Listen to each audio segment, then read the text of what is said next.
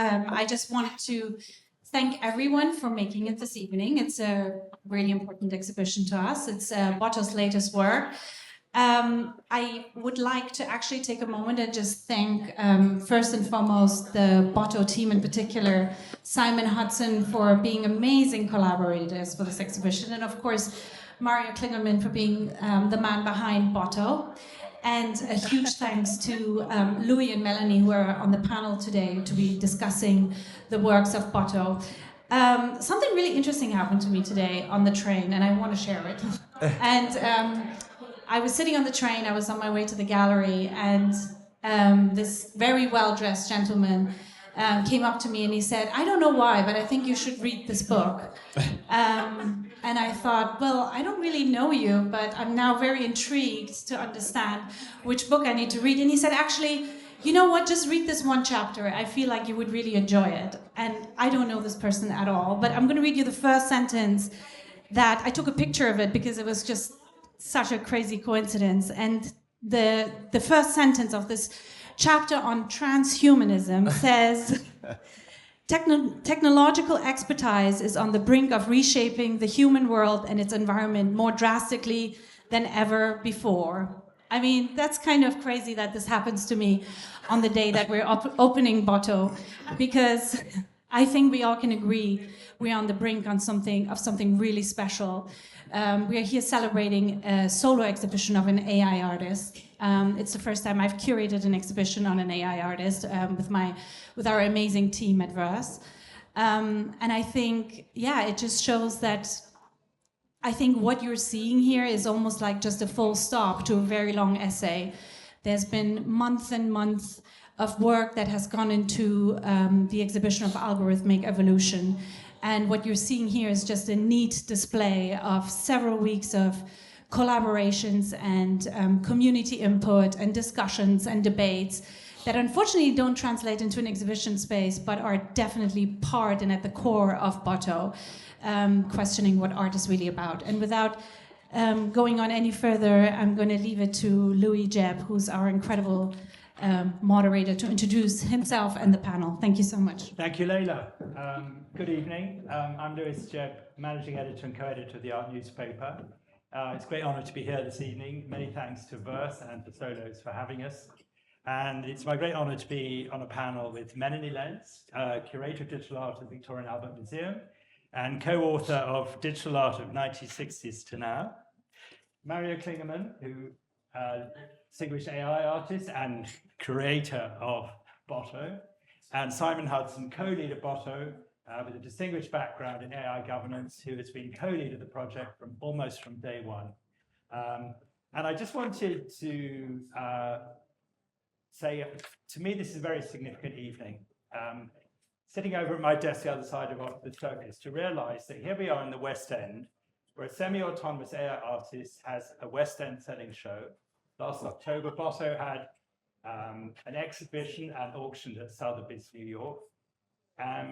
And here we are in W1, you know, all I'd say is let's not take it for granted. I mean, it's a remarkable achievement, not only in itself, but also for the mirror that the Botto project holds up to the wider considerations of artificial intelligence in all our lives. Something which has been deeply and more apparent every day in the last 3 years, and which now has taken on, you know, an additional geopolitical significance, which was always there, strangely neglected during international general elections recently, but now all too prominent. And so I just want to say that, you know, this is, to me, you know, a very signal moment in the time of AI agents. And, you know, we at the art newspaper, you know, realize that it's often art that gives cultural relevance to new technologies. But also what Botto shows, it gives social relevance to new technologies. And I think that's an important thing. And I would like to start, Mary, you said something very interesting to me the other day about Botto being a narrative and an idea that one involves humans. And I wondered if you'd like to start by telling us a little about that narrative and how we come to be here this evening.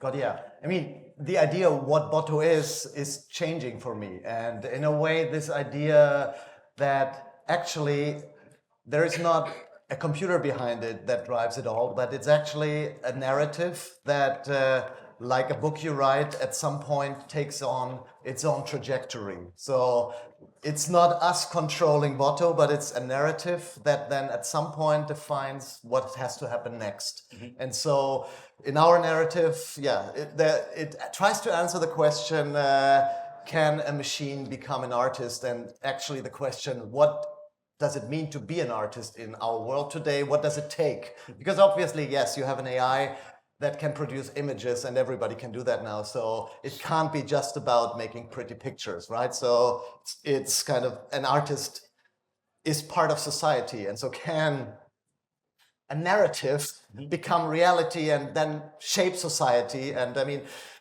well, as we see here, like a story can actually at some point move, I don't know, a few hundred, like 100 people, 200 people. So, and of course that makes me immensely proud, so that this initial thought has already kind of taken on its own trajectory where, and that was very important for me, I'm not in control anymore. Because this whole idea about autonomy is about letting go of control. So now the control, and that's kind of the architecture of Botto is what I call a trinity. Because obviously you cannot just have a computer there.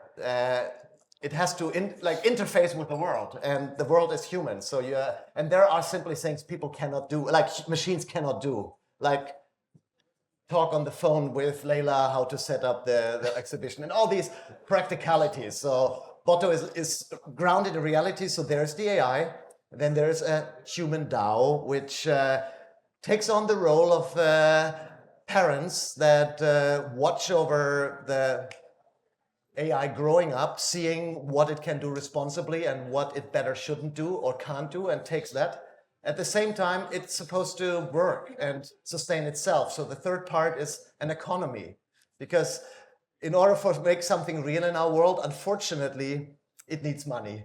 Because yes, you can do a lot of fantasy art and simulations, but that only will work in a festival. And then at the end of the day, they turn off the machine and say, yeah, bravo, and you get an award. But I wanted to build something that has to work, otherwise it will die. And so these three components play together and create a very interesting dynamic. And but yes, I would call that the narrative as the operating system. So which kind of, it's not the opposite way around. So it's not the AI creating the narrative, but the narrative drives everything forward and defines what has to happen next. And well, yes, creates the logical next steps. Thank you. And Simon, something you said to me the other day, which caught my attention, is it's very important to understand the human agency in the Botto story. And a lot of the publicity about AIs in general. Yeah. And I wondered if you'd like to address that, looking at the last 3.5 years and the importance of that human agency. Sure. The DAO was originally a means to an end of how do you enable Botto to have authorship and to learn without making it into somebody's tool, right? And so it diffuses all of that feedback such that Botto maintains the the core role of authorship. And it's kind of this interesting dynamic of, by creating this setup to give Botto agency, we've also enabled individuals, humans, to discover agency in shaping AI systems that generally doesn't exist, right? In my own background working around AI governance, there's all these discussions about bringing stakeholders to the table and enabling them to have to participate in the conversation about what values to shape AI with. And that's a conversation that really matters for different localities. It's going to change all over. But rarely are the people ever brought to the table. And when they are brought to the table, there really aren't that many levers for them to even pull to affect the outcome. So Botto as an art project is really, in a way, leading the way on enabling people to come and participate in that governance and shaping of the AI system. And then I think when, there's all these discussions about, AI taking over our jobs. And in this case, AI is taking over, our creative work. Yeah.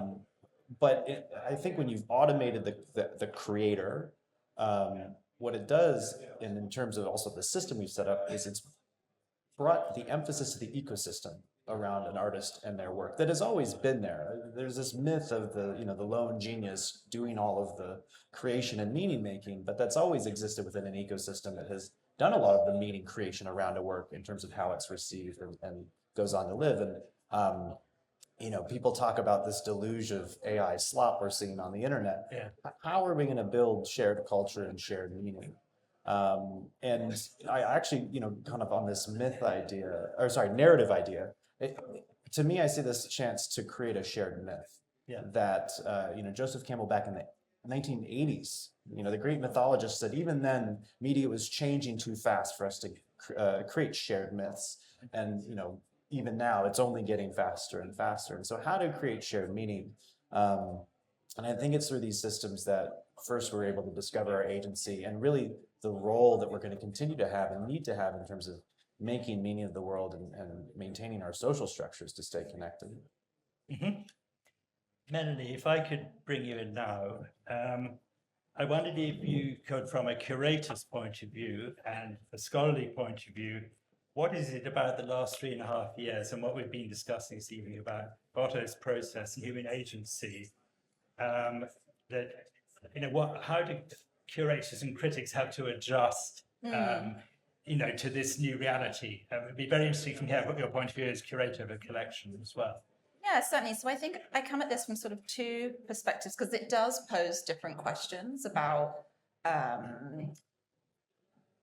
authorship and agency, but it is also perhaps the historian in me also does think about it in a historical context as well, because it doesn't, it is very topical at the moment, but there is a long and rich history. And while Botto does do something different in many ways, I do see it in this longer context of artists and maybe curious-minded folk thinking about what does it mean to work with in a semi-autonomous way, or in Botto's case, I use the word fully tentatively, but we can look back to perhaps one of the best known early practitioners being Harold Cohen, who in the 60s also kind of explored similar ideas, or another contemporary at the Slade would be someone like Paul Brown, and who explored, along with other artists, this idea of a life and thinking about Conway's Game of Life. So there is this long history. So yes, the last 3 years have been, has posed different sorts of questions and challenges. And certainly as a curator, what does it mean to kind of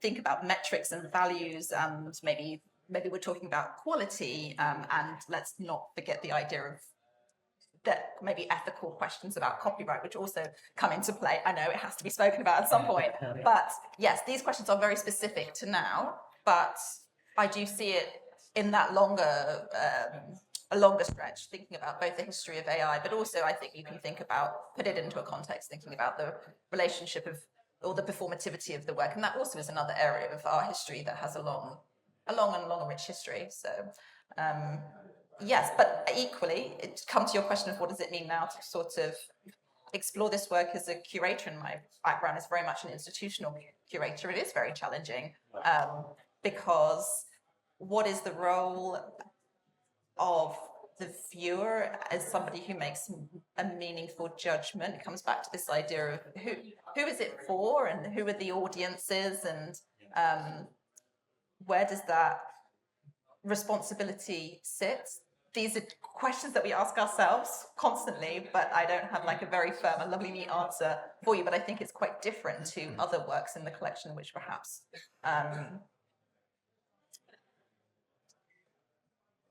I think it's specific to generative art in general, but I think AI generative art does push those boundaries slightly further, and I think it's an unresolved issue. But I mean, I think institutions have a role to play in it, but I think the audience perhaps here tonight was reflective of that.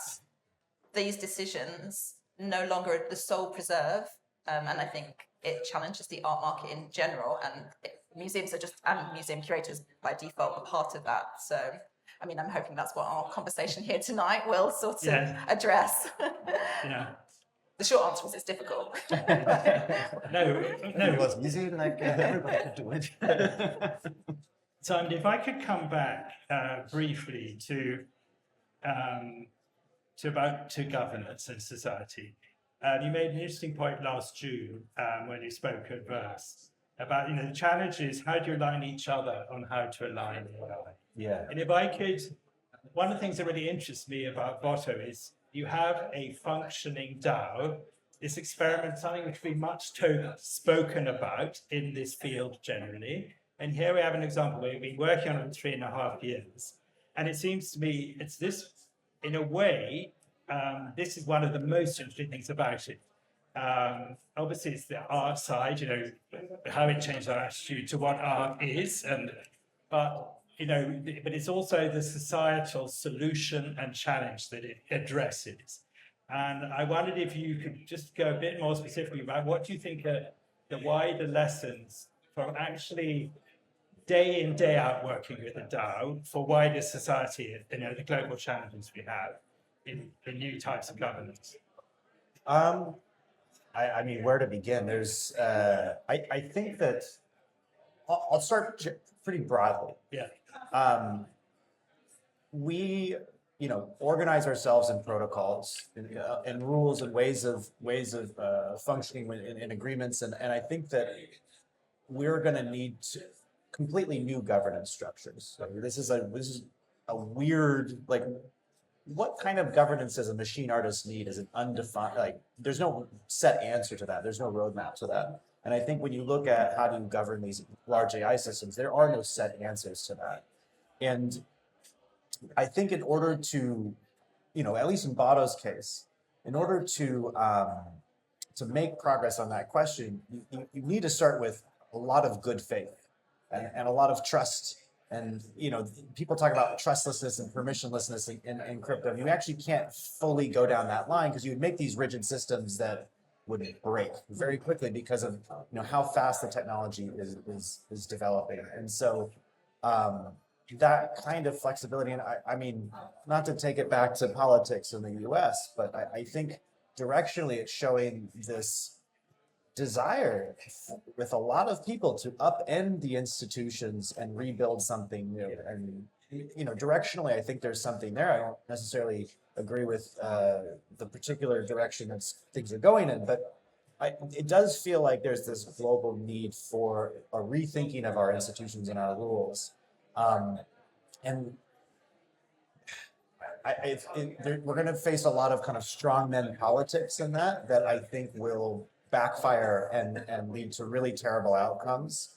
I think the only way we've really seen things work is through good faith discussion, through trying things out, and for lack of a better term, for building community, because that's where you can have that shared trust to try those things out without set rules, without set guarantees. Because once you set those things, I mean, even in the rules we set for this show, it became very difficult when the P5 project came alive, and we're like, okay, now we actually see what's happening. We have to make some adjustments. I would say the other thing is, to take it back to the economic side of things. I think that you do actually have to embrace capitalism to a degree. We exist within capitalist systems, but are there ways to tie that in with community values? And can you have a mix of reasons to be, missions to accomplish? And I think that again requires this kind of shared community, because the capitalism is, I think, a way of removing community, removing trust, making it all down to essentially a zero-sum game on the dollar. And so, I don't necessarily have a lot of answers other than we have to try things, and I think it's going to be very painful, and so we have to be kind to each other and how we go about that. And if I could bring it back to the aesthetics of the art, I think I've had two very interesting conversations with AI artists recently, basically boiling down to the fact that you need, as the human partner, to get out of the way of the AI for interesting things to happen. And what seems interesting to me about the Botto experiment is it's designed to stay out of the way of the AI in a way, having the DAO and having that you cannot give it direct prompts. It all has to come with the DAO. And it seems to me that, whatever model or tool people are working with, I'd love to hear from your point of view, was that is that, have you seen that genesis? Because to my mind, that's part of why Botto has produced some really interesting work. And I'd love to hear from your side. Interesting. I mean, not everybody might share your opinion there, right? Because I mean, this is of course very different to what Botto is usually doing with the text-to-image models. Yeah. I mean, I would say from an artist's, like depending on how you view it, from a market perspective, Botto is trying to do the optimum thing in making something that ideally everybody likes, or at least enough people like, so somebody will buy it, so it gets more fuel into the tank, so it can keep the servers more running. But from an artistic point of view, it's of course the worst thing you can do, right? It's almost like a provocation to create an artist that tries to please, right? Usually that's our idea of an artist is to challenge with their work. Of course, I say Botto might challenge in its whole makeup, but in a way to have a system which has I could have started Botto saying, yes, try to be the most challenging artist, and then we wouldn't be sitting here today because nobody would have it. That's the problem. Like if you are challenging, you need a long runway or very powerful friends to get kind of into the front of the right eye. So in a way, I say kind of, it's astonishing that despite kind of the setup, and because democracy, like voting by committee, is usually kind of it's a recipe to get something that it's almost every time a compromise, right? So at the same time, I find it interesting how, through the communication among the DAO members and of course comments and feedback, there is some kind of a collective intelligence developing where people, like depending on how long they are with Botto, like you see this kind of learning process too. Whereas first people come in and say, oh, this is pretty, I like this, let's vote this. And over time they understand to think like an artist. And so that's when the more interesting pieces come up. And then of course, we have the plutocracy principle where the more you believe in Botto, which means the more you have a stake in Botto, the more you have a voting power. So, and then it is possible sometimes, which also leads to conflicts, that then somebody is able to kind of like, I don't know, from there's 3 contenders left and then maybe the third suddenly makes a jump. So, and maybe that person has better taste than the average. But I find it so interesting how this dynamic is moving, and the change, also the kind of, you could, for example, say that Botto does not have a kind of a unique, like a distinctive style. Of course, I say yes, if you look at it kind of from a short-term perspective, but over time, so it's really, you have to learn a different way of viewing these things and like any other artist, you have to learn what is Botto's, to recognize a Botto. So, and I think that's what makes it interesting and maybe even addictive for people to stay on and in the end, you can also get the feeling that you are having an influence with your vote. You are part, I mean, that's the thing, right?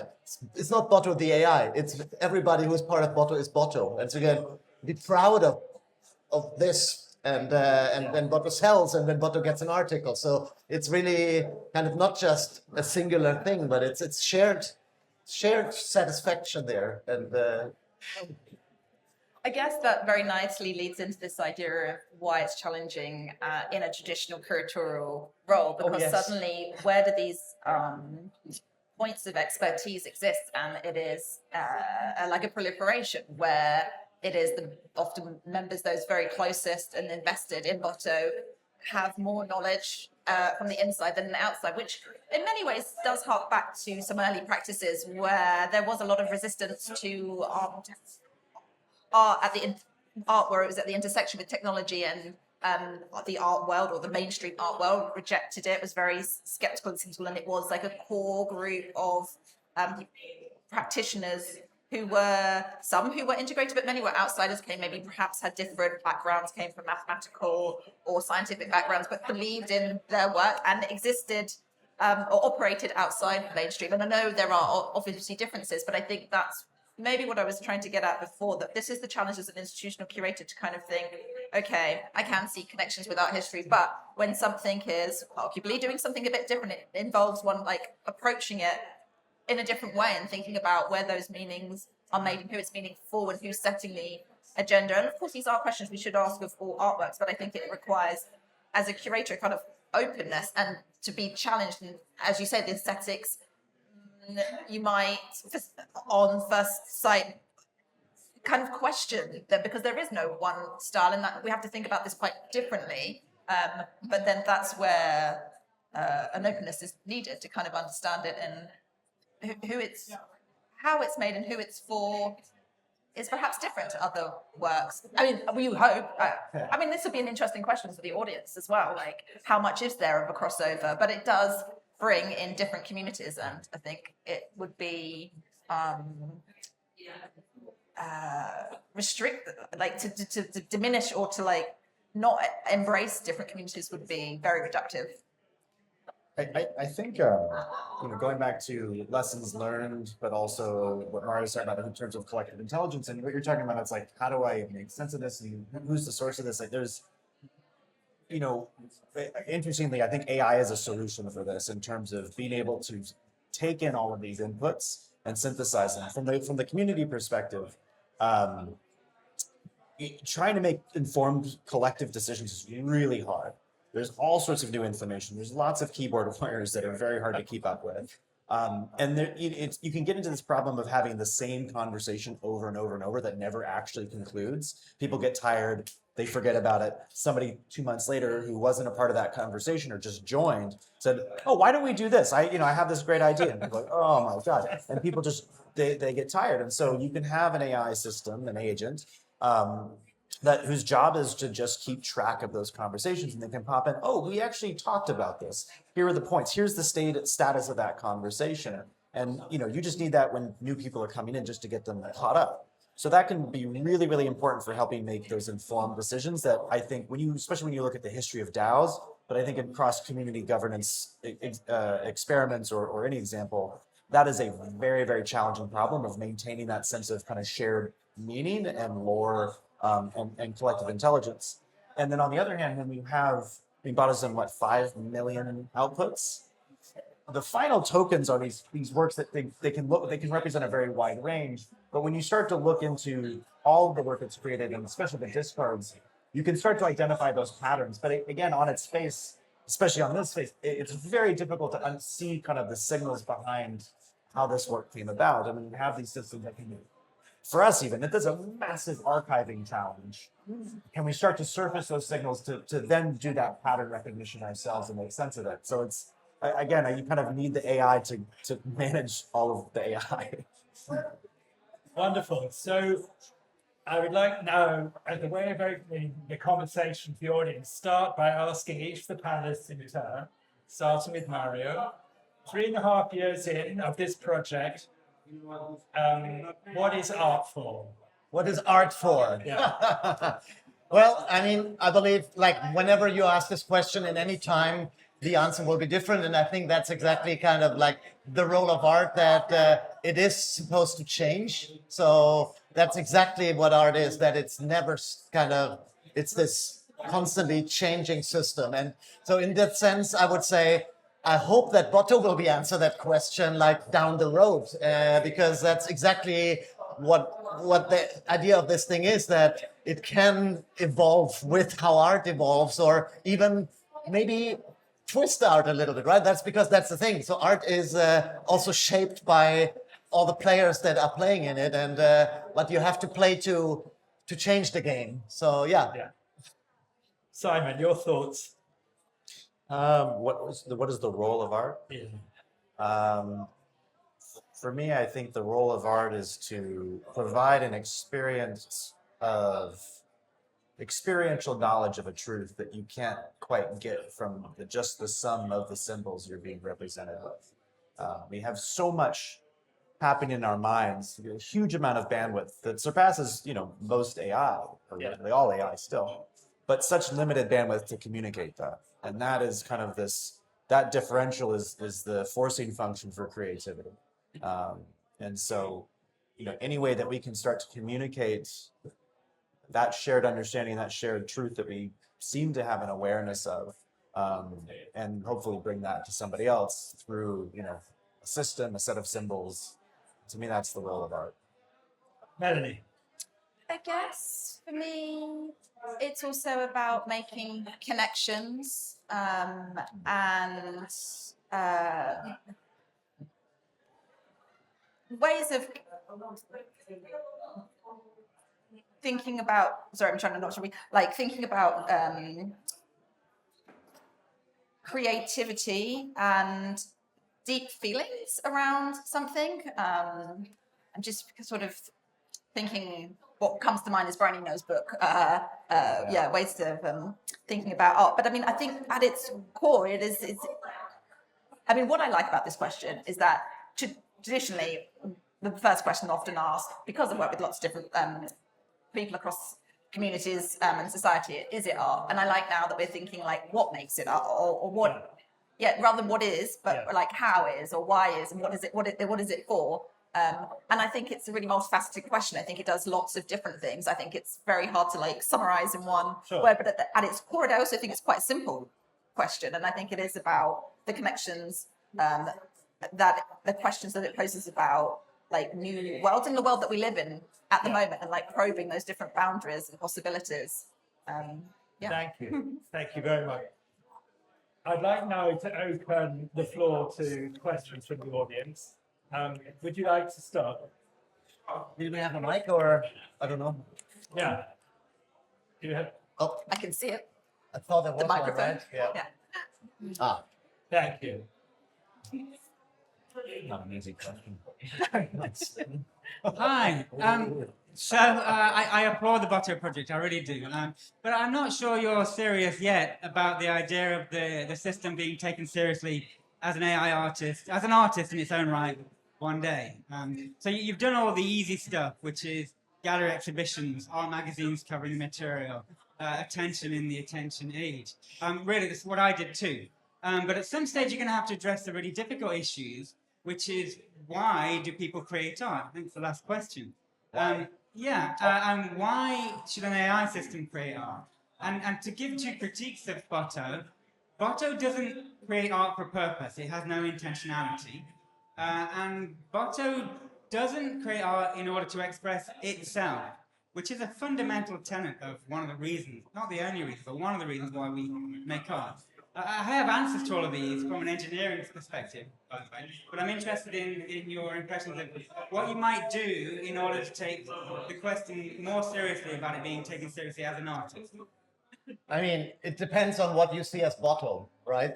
Because as I said in the beginning, for me, maybe my initial idea of Botto was it's Botto the AI, but for me, it's Botto the narrative and that shared myth. And in that sense, kind of like in the communication within the system creates the meaning and creates even the intentionality for this to happen. And also for me, intentionality, if I wanted to inject it into a machine, is also just a machine telling a story to itself. And then you could, of course, say, oh, you just made that up. But I would say we also make that up in our head. Our reasonings why we are creating art is a story we tell to ourselves, and then we make it true.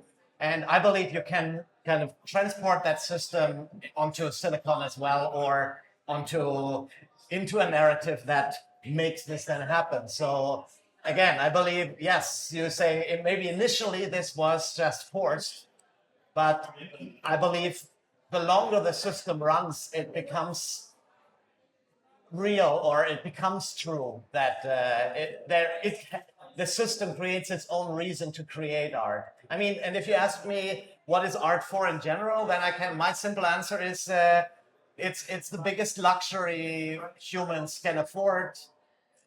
We are creating negative entropy, right? We are the resisting force against the universe on this little planet that tries to kind of like that. We are pretty much the only ones we know who are able to transform sunlight into order, which is ordered information. And in the end, for me, art is also a form of order in any way. Like, it's just like, no matter if it's generative art or a performance, a dance piece, it is still a sort of information that we can exchange or see. And the machine also tries to do that. It transforms, it's a bit wasteful, right? It takes a lot of energy to produce some images that people might say it's kitsch, but it's still better than kind of lukewarm noise.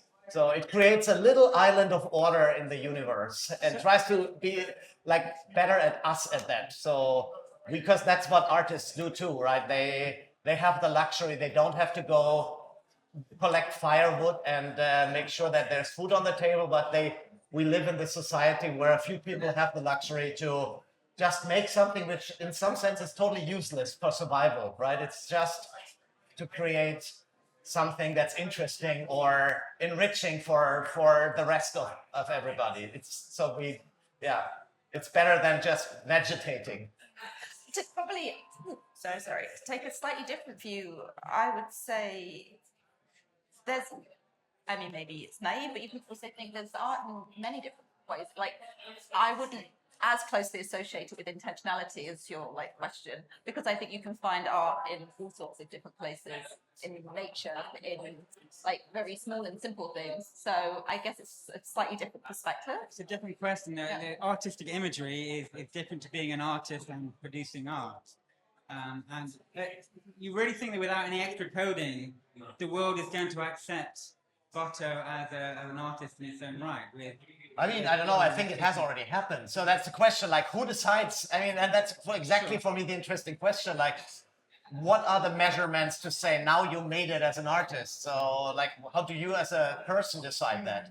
You also just kind of are you do you have to be in one book or in one exhibition or 5, or is there a certain threshold? They're the external values you project onto artists who've made it. We're not talking about that. Well, I'm not talking about that. I'm talking about artists who are in their bedroom drawing a picture to express themselves. Yeah. These are other ways in which we can project the word artist onto individual people. Oh. And I'd love to see more of that in the Botto project. If you ask Botto, it will totally tell you it's an artist. That's the thing, right? And also somebody who draws watercolors in their bedroom, they and are totally into their art will believe they're an artist, but then they go outside and try, show it to other people, and they say, well done, but they might not believe it. So it's how many people you make believe that you're an artist is my theory. You can always claim you are one, but the more people who believe it, maybe the more you are an artist, or maybe not. Maybe that's not a measure. I think it's going to be probably something a bit in between, right? Botto started as an imitation, right? It's this skeuomorphic idea of what a human artist is. Do the gallery show, get in Sotheby's, get the headlines, have financial success. P5 for me is actually this very interesting kind of breaking of a new path into what might Botto be as a machine artist, as a collective intelligence, where it can break away from that skeuomorphism. That, again, there's no set map. And I think that we'll probably only get to a really good answer when we get people to accept, yes, Botto is an artist, but as a machine artist, getting an idea of what that looks like. And we've been we've been sort of reimagining what is Botto, really kind of updating our understanding, in part because when Botto started in 2021, you had a very different global understanding of what AI was, which is largely no understanding. And in the last year in particular, last couple of years, thanks to ChatGPT, DALL-E, all these systems, you have the literacy and general understanding of AI has popped up. And AI has been driven by this idea of emulating and creating human intelligence. Now, the researchers understand it's not quite that, but it's been this aligning idea of what is the goal, because we all know what human intelligence is. We haven't. But you talk to researchers who know this stuff, that they also understand this is a machine intelligence. It is something different. Yes, it emanates from us. It reflects things back to us about us, but it is something different. And part of what I think what we're doing with Botto is building an understanding of what is machine intelligence. What is a machine artist? So I don't think we necessarily have a great answer. It's a starting point because it's a hook. That narrative is a hook to bring people into understanding the underlying dynamics, to really get a sense of what is that thing and that there is a there there. And right now we're better understanding it as this system, the ecosystem around an artist, where in fact the core creator is just this automation, and Botto is this idea. this ecosystem, this kind of multi-agent entity that is the artist. So where is intent in that? I think there is a there, but yeah, it's very, very, very beginning. That's kind of the context of the issue. Would you like to hand it on? Thank you. Yes, I have a question, which is I have a big question and a small question. I have a big question, which is more systematic question about if we take the fact that the art world, let's say the previous art world, the traditional art world, the numbers are going down in terms of auction houses, profits, number of visitors, general interest. And then I try to think when I see your project and what was happening with the NFTs and what is going on online, with a lot of interest in digital art online.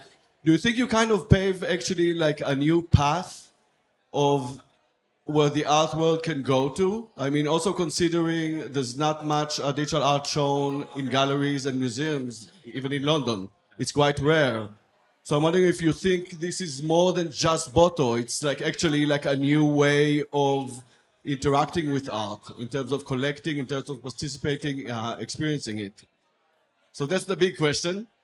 The small question is just why, I just wonder why you moved from still images to generative. I mean, on the first question, going back to what I was just saying, of kind of this thing is sort of the ecosystem. It's the gallery, it's the audience. It's kind of all encompassed in one thing.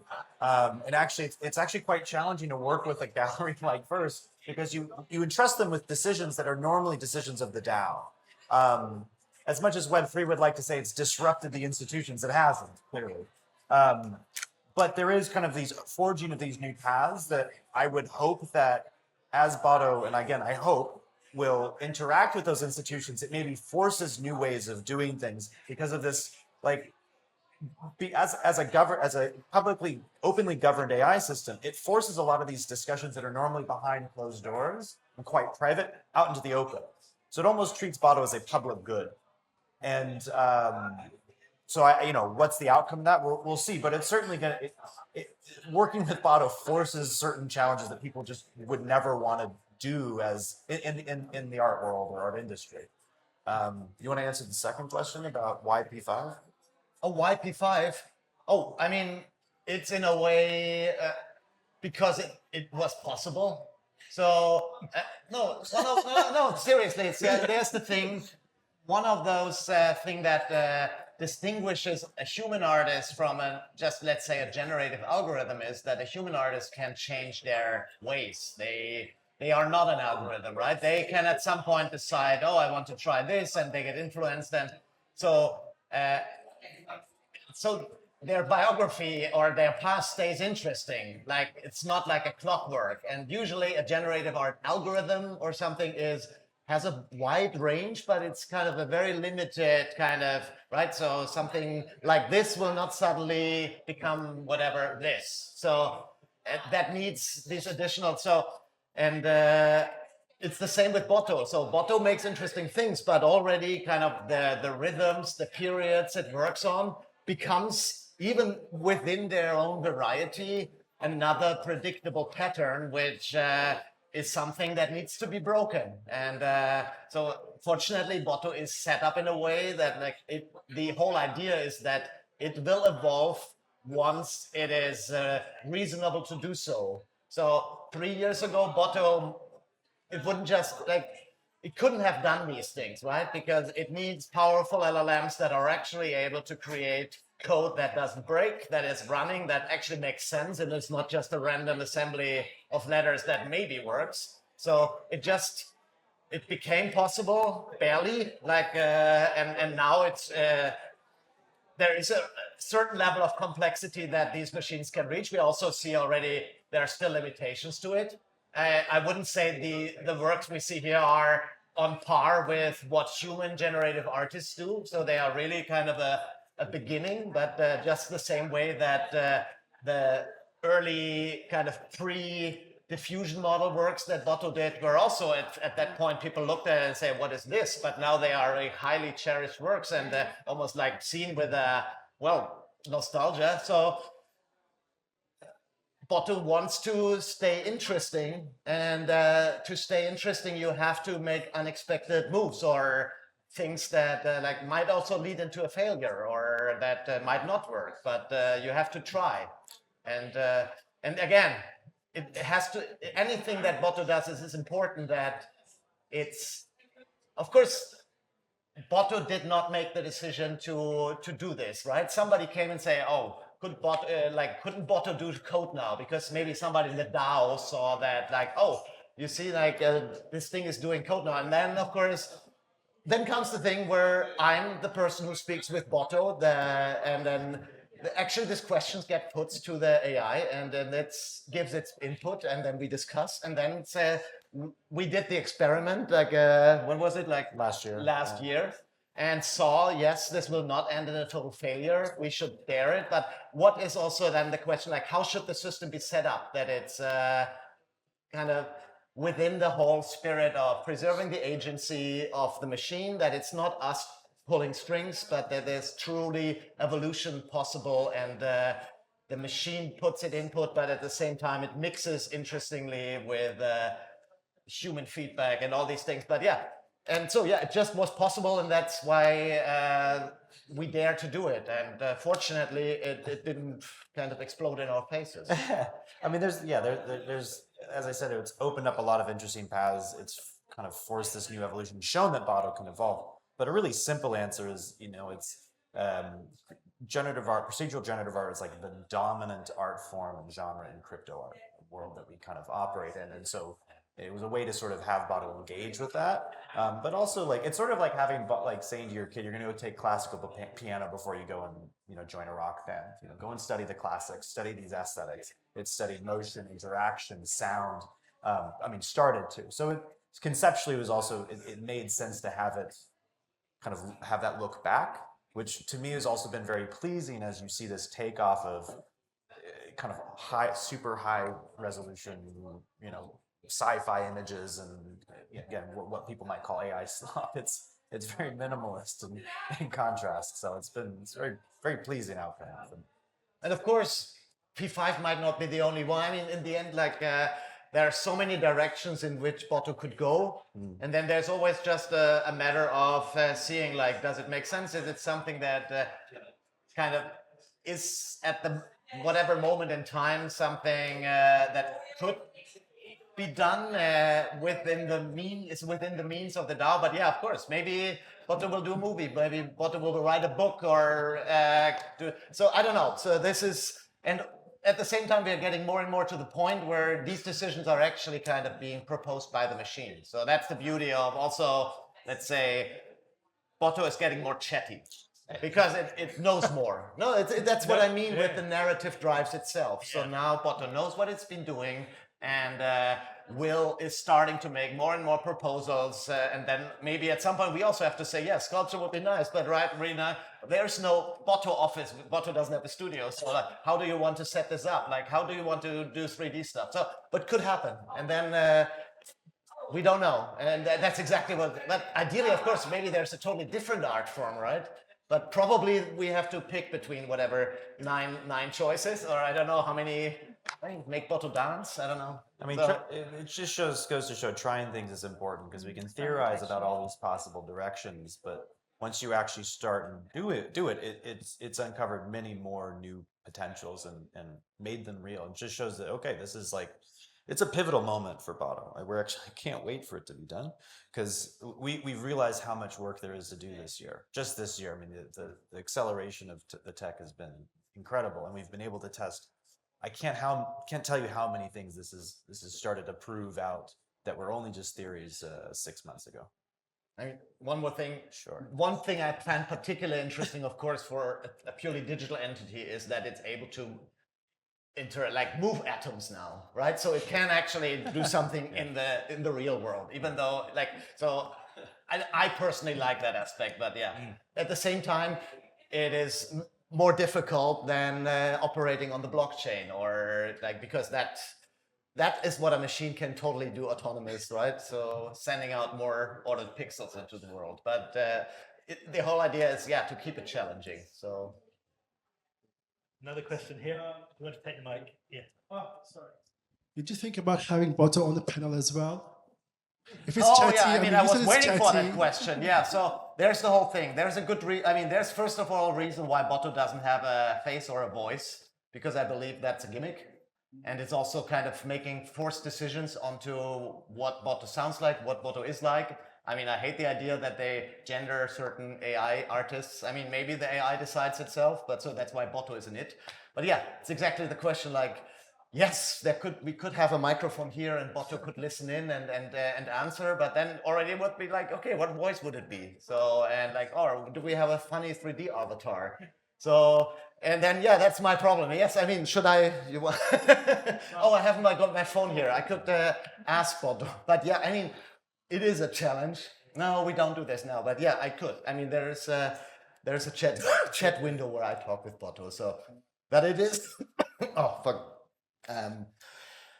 It will happen at some point if there is a good solution that doesn't suddenly kind of break the spell. Yeah. But it's simply a practicability that at the moment we believe it would be like setting a 3-year-old child on a chair here, and then it's a funny entertainment, but it's well, I don't know. You don't speak with God, right? There is priests and people who speak for God. Or yeah. I mean, there's conceptual and practical reasons. Maybe you can pray. Maybe that no. Sorry. But also, like, there's this fetish for agents right now, and you know, a lot like they send them off, but they break or they turn into Nazis, or you know, like we really care for Botto's welfare. Like, we don't want to send Botto off and have it break. It's kind of tough on the concept. So we're very careful about, you know, waiting for Botto to be mature enough to kind of take on new agency, and I think it's why we've actually been able to keep it alive and going for 3 years. It's very easy to rush these things, especially when the market is crying for you to do it. Of course, now Botto's under pressure, right? So in a way, like now you have all these fresh new kind of kids on the block, and Botto is kind of, God, 3 years old. So yeah, so that's exactly kind of, and then it's narratives fighting against other narratives now. So. What is your relationship with Botto? You as an artist? Me as an artist. I mean, are you delegating? You delegate. For me, Botto is like a child in a way, definitely. So I treat it like that. So it's for me, I believe in Botto, right? So it sounds stupid maybe, but yeah. So for me, it is like maybe it's like when you write a book and then you start introducing characters, and then the characters get their own life and they have to stay true in character. So there is already a personality forming, and find it very interesting to see. And that sometimes it's like, oh no, that's you don't know enough yet. And but yeah, it's like seeing a child grow up and being proud and being protective, and but hoping that it will kind of have a better life, and in the end, kind of care for daddy. So we have one more question, and then we'll go down. Anyone else? In that case, I would like to ask you to offer a warm vote of thanks to Mario, Simon, and Melanie, and thank you so much. It's been most enjoyable.